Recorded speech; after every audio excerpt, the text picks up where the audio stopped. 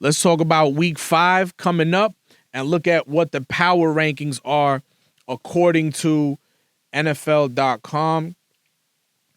So they got the Vikings at number 1. This is the NFL.com power rankings. I'm just going to go over we're at the 4 games into the season, almost a quarter of the way home. Now we're starting to see how a lot of things in the league are shaping up. So according to NFL.com, Minnesota Vikings are number 1 at 4-0.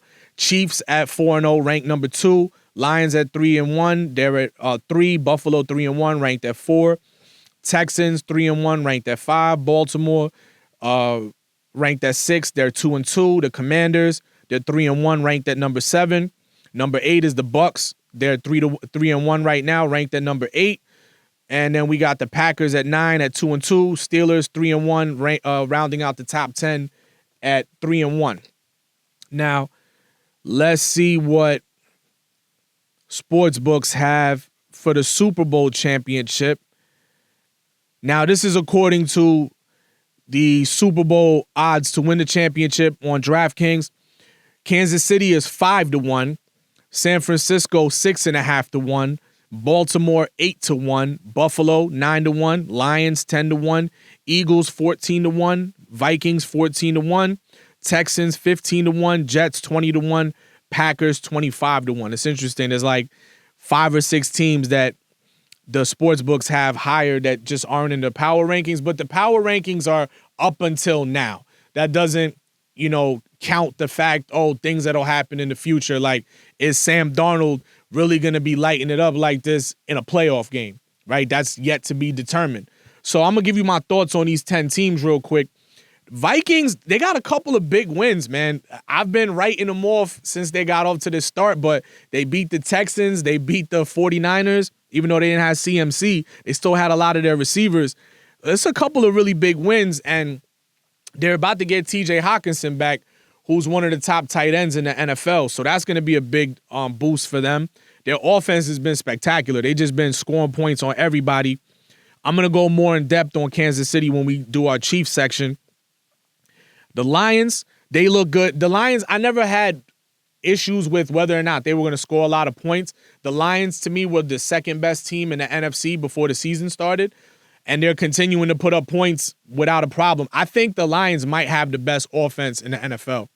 If you look at when you factor in the offensive line that they have, right? So for running and for pass protection, they have one of the best offensive lines. They got Sam Laporta, one of the top tight ends. Amon-Ra St. Brown, one of the top wide receivers. Jamison Williams has finally made his way onto the field, and you see the electricity that he adds on the field with big plays, and it just brings a whole nother dimension of explosiveness to this offense that they didn't have when he kept trying to fight through injuries. People forget this guy was a first-round pick, and, he had a lot of potential. Then you have the two-headed running back monster, which is what I think really takes them over the edge. You got David Montgomery and Jahmyr Gibbs, who are both they both do really well at what they do well, if that makes sense. David Montgomery is like more of a power running back. Jahmyr Gibbs then comes in. He's running. He's fast. He could catch the ball. They got a really great offense. Now, people are scoring on them, so we don't know what's going to happen as far as the defense. If CMC could get back, I know there's reports that he wants to see like a specialist in Germany or something about potentially maybe getting some platelet therapy or something like that. That's a bad sign. They're talking about he's got tendonitis in like both of his Achilles. It's looking rough for CMC season right now. If they get him back, that's going to be, they'll still be the team that I favor if he comes back looking anything like himself. But the Lions are looking good, man. It's going to be tough to get the Lions out of there. So if the Niners are still banged up, I'll probably lean towards, if the 49ers are still banged up, I'll probably still lean towards the Lions as what's going to be the team that comes out of the NFC. Then they got the Bills. So even though the Bills were 3-0 and scoring 46 points on the Jaguars or whatever they scored, and Josh Allen was the MVP leader, which I had mentioned on a previous episode, my question for them is still going to come down to, are they going to have weapons that can win when defenses are pressuring them? And those first 3 games were great. They beat those teams the way they were supposed to, but they couldn't even get 10 points against the Ravens the other night, and the Ravens ran all over them. And that's going to be interesting to see what happens with the Bills going forward. Dalton Kincaid is their really talented tight end, and Keon Coleman, you started to see him get worked back into the offense. They threw a couple of those timing routes on the side. So Keon Coleman is a former basketball player. He's very athletic. You know, he can win jump balls and create separation, and he shows he has body control on the sidelines. He's going to be somebody that they need to bring along. I think he needs to be their top priority. Khalil Shakir has been their best receiver so far. So a combination of him and Coleman, they got to go be able to win one-on-ones, and then, you know, Dalton Kincaid will help with that as well. So that's going to be my question for the Bills, and that's why the Bills are doing better than I expected because their defense is better than I thought it would be until they ran into the Ravens. So I still think they got Josh Allen. They got a decent defense. We'll see what they're able to do. They're going to start having some more big games coming up. They're playing the Texans this week. They just lost to the Ravens, and then they're going to be playing the Jets in a couple of weeks. We'll see how the Bills start the round into form. I mean, you can't put nothing past Josh Allen. He's, clearly one of the best quarterbacks in the league. So we'll see how they develop, receiving weapons as the season progresses. That's going to be a big sign of whether or not the Bills are going to be able to go far in the playoffs. So just keep a lookout to see if they're able to develop like a real reliable receiving threat that can dominate a game. Then they had the Texans at 5. I still think the Texans look good. They had that hiccup against the Vikings. The more I keep looking at stuff, the more I got to think about the Vikings they're definitely the surprise team of the year so far. But the Texans, they've been banged up. Tank Dell was banged up. Joe Mixon's been banged up a couple of games. We should still see them doing well. They have, like I said, it's a big game between them and the Bills. Both of them have an opportunity to show that they're within the class of the AFC, because with the Chiefs and the injuries that they've had, even though they're 4-0, they're starting to kind of regress and go backwards and not look as potentially dominant. We're looking for somebody to become the class of the AFC. Right now, the Vikings are clearly the class of the NFC with the Lions. I would take the Lions over the Vikings, but the Vikings, they still got, they put some work in this year. I can't take that away from them. So we'll see how the Texans and Bills play this week. Then there's the Ravens. They had the Ravens at number 6. I think the Ravens so far are starting to look like they will be the class of the AFC. You got to think they're one half a toenail from week 1's loss to Kansas City to being potentially 3-1, right? Like, they could easily be 3-1 right now. They had that hiccup against the Raiders. That was a bad loss. But the reason that I'm starting to really see the Ravens as contenders, one, they were an extremely dominant team last year, right? They went to the AFC Championship game last year, and it took Mahomes and Kelsey putting on a special performance to get them out of there. Here's the thing that should be scaring the NFL. They incorporating Derrick Henry now. Just give him the ball. I tweeted it out the other day. Just give Derrick Henry the ball. And I think sometimes these fancy play callers, like Todd Monken, who's the offensive coordinator for the Ravens, they want to do all these crazy things and show that they can come up with different types of offenses and looks that no one's seen before, can't be stopped. The truth is, they're a running team. They used to plug in any running back there. And those running backs were going to get 1,000 yards because Lamar Jackson is so deadly as a runner himself and can also throw the ball. They literally went and got Derrick Henry. People are like, oh, Derrick Henry is going to be washed up. He's 30. He's not the same. The man hit 22 miles per hour on the first play of the other game. One of the fastest speeds hit by anybody. And he's huge, bro. He's like an alien. This guy's not human. That's why I'm telling people, you got to realize Derrick Henry, even though, because people, especially, this is for getting in the weeds with my fantasy football compadres, they always look at running backs in their late 20s, especially when they're near 30. They always fall off a cliff. This guy is not a regular running back. It's Derrick Henry. You've seen what he could still hit 22 miles an hour. You're not supposed to move that fast. No one caught him. The guy ran the first play for 87 yards for a touchdown. The rest of the league need to be worried because he's clearly, you gotta see the workout videos this guy got. And then he's like the LeBron James with the diet and the dedication that he does with the NFL. His workouts are legendary. He really, really takes his diet and exercise really seriously. He spends like $250,000 on his upkeep, and you could tell because he's not aging like a normal running back, and he's never been on a team like this before. And they're starting to figure out what run schemes work for him and for Lamar, or he's getting used to it because he's typically an eye back out of power formations, and Lamar likes to play out of the shotgun, and they like to do the fake and, the keep, and it's like it freezes the defense. Now it's like, all right, he might give it to Henry, and it's going to take 5 people, and you getting a concussion to tackle him, or Lamar might have it, and he going to run the other way for 15 yards. They just simplified it. Just run the ball. And then off of those runs, it's just going to be players wide open through the middle of the field, down the field, and I think the Ravens are looking really scary. The way that they're starting to, like, their offensive line looked a little rough the first game of the season. They looked a little out of sync with him and Derrick Henry, and then they had that bad loss to the Raiders. And then, here came the Cowboys, the cure-all panacea to get your game back intact. Henry ran all over them, gave him $150. And then he had 199 his last game. I don't know why they didn't put him in to get that 200, but they're showing that they can run the ball. Now, if you got to really, really try and stop them, and their defense is still an elite defense, if you really have to try and stop the run, which you can't really stop that run necessarily because there's just, there's the 2 of the most dynamic runners in NFL history. You got Derrick Henry and Lamar Jackson. So it's like, who do you even try to stop? So if they can get that going and stick to their identity, which they kind of got away from, Lamar should have ran the ball a little bit more last in the AFC Championship last year, and that's something that people were talking about because it just looked like him and Monken were like, nah, we want to win this game from the pocket. But sometimes you just got to take the God-given talent you have and be that dynamic athlete that we all know Lamar Jackson is, 2-time MVP. And the more times that you've been in those big moments, the better you're going to do. I guarantee you, if he's in a close game in the AFC Championship or in the playoffs this year, and he's thinking about my first, second read, he's taking off to get 5, 10, whatever yards he could get, and he's going to put it all on the line to get that win.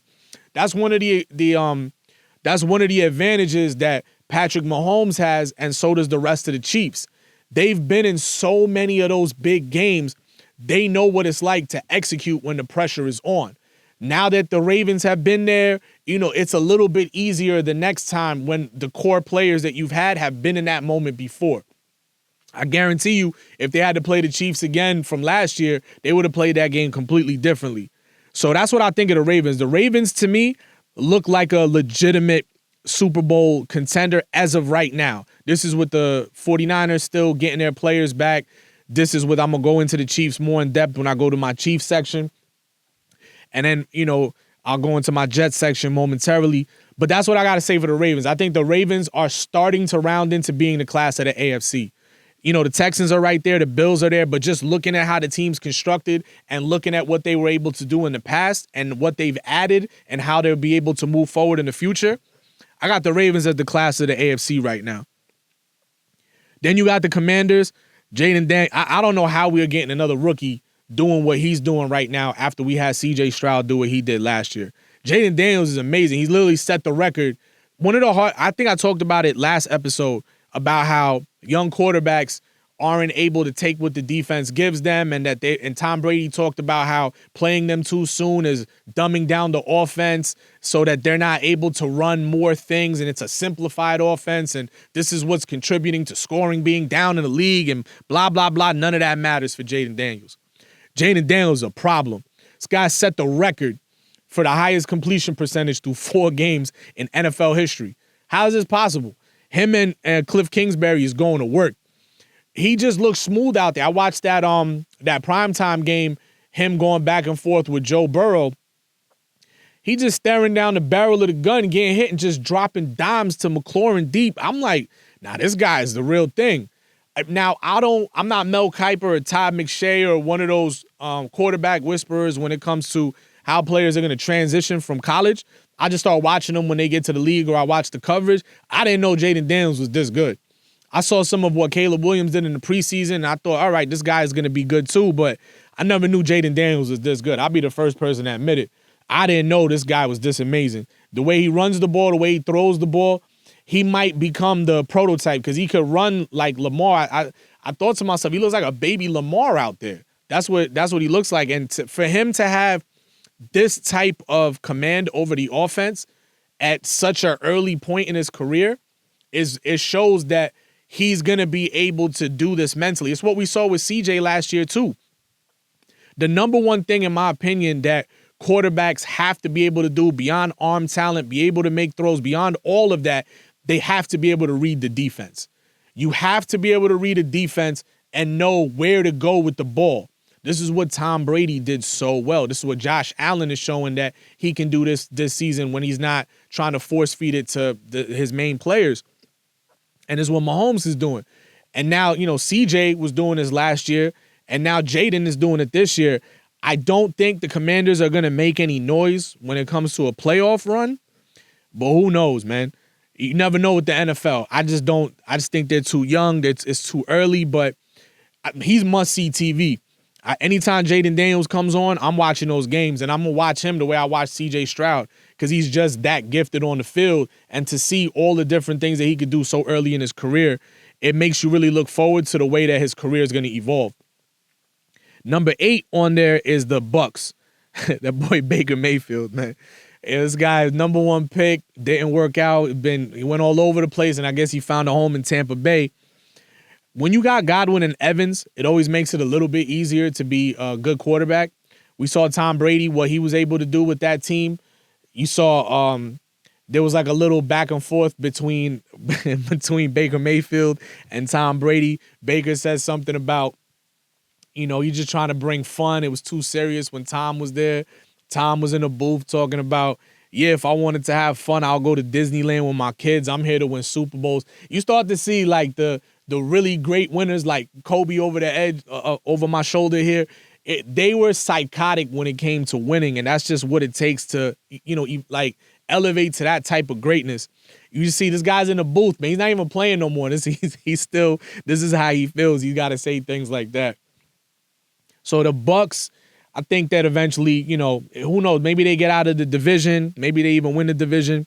But I don't think they make any noise in the playoffs. Packers, we're going to have to see once Jordan Love starts to get healthy. I know he just came back. We got to see how he starts to get going over the next couple of weeks. I still think the Packers can make some noise in the playoffs because Jordan Love has shown that he can be extremely accurate. He's a great thrower. He can make all the throws out there. The Packers do have weapons. They have a running game. So we're going to see what they're able to do. And then rounding out the top 10 power rankings through week 4, heading into week 5, we got the Pittsburgh Steelers, man. And I got one thing to say when it comes to the Pittsburgh Steelers. Mike Tomlin. How's Mike Tomlin keep doing this? This guy has like 8. What's the exact number? I don't want to disrespect him and shortchange the amount of years. Mike Tomlin, years coaching.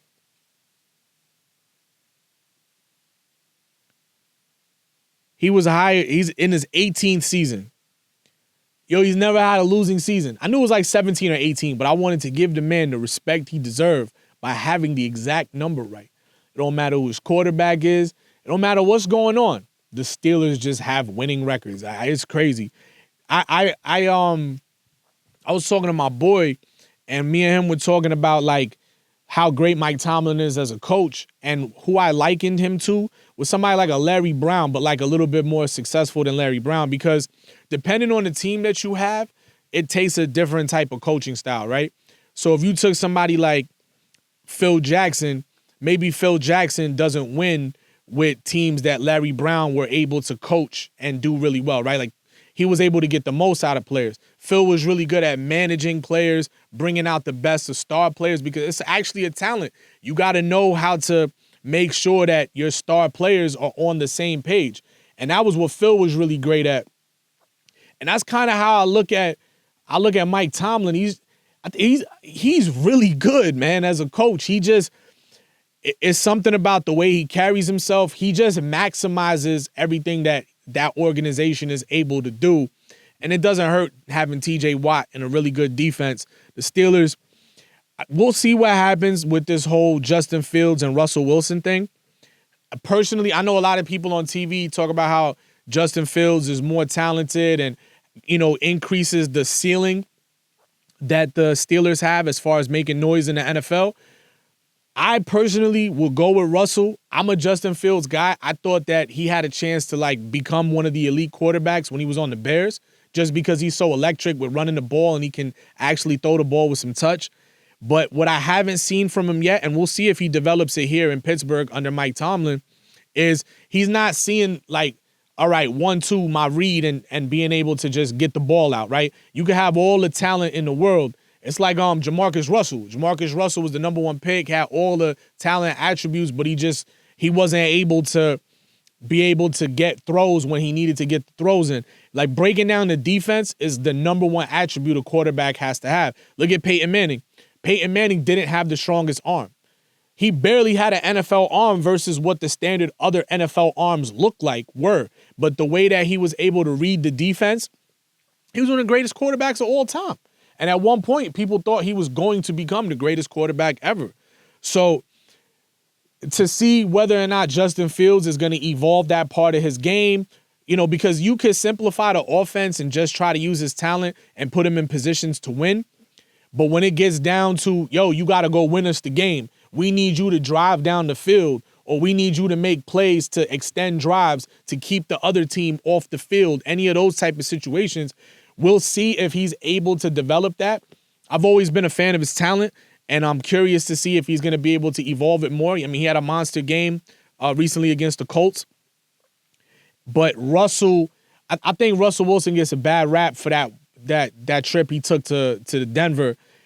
We'll see if Russell got anything left in the tank. Again, the Steelers are 3-1 at this point, so we'll see if they continue to go with Fields. I think that they probably need Russell to make the playoff run, but we'll see. At the end of the day, whatever decision Mike Tomlin goes with, I'm just going to agree with him. I don't care what it is. If he tell me he going to play them both at the same time, whatever. He clearly knows what he's doing. So that's with the power rankings. Now let's get into my